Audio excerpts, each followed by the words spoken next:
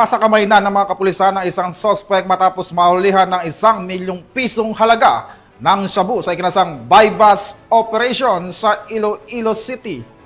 Ipinapakita ng operasyon ang seryosong kampanya ng kapulisan laban sa ilegal na droga, alinsunod sa direktiba ng PNP at ng pamahalaan. Patrolwoman Lynette Sablon sa balita.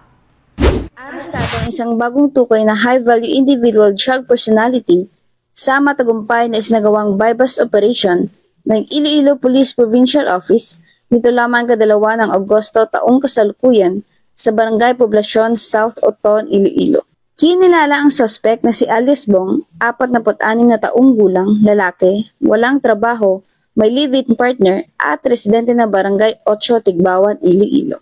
Sa operasyon, nakumpiska mula sa suspect ang humigit kumulang 75 gramo na inihinalang shabu na may standard drug price na tinatayang 510,000 pesos.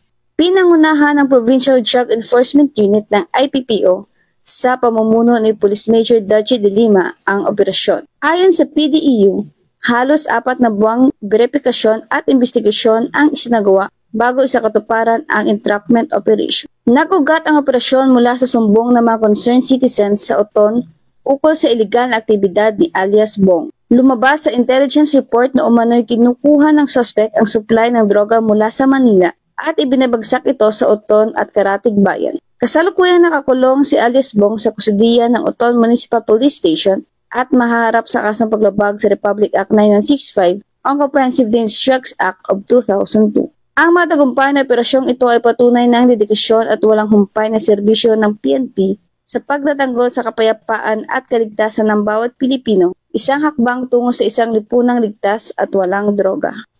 Mula rito sa Western Visayas, ako ang PNN correspondent, Patrolwoman Lynette Sablon, alagadong batas, tagataguyod ng Balitang Pulis.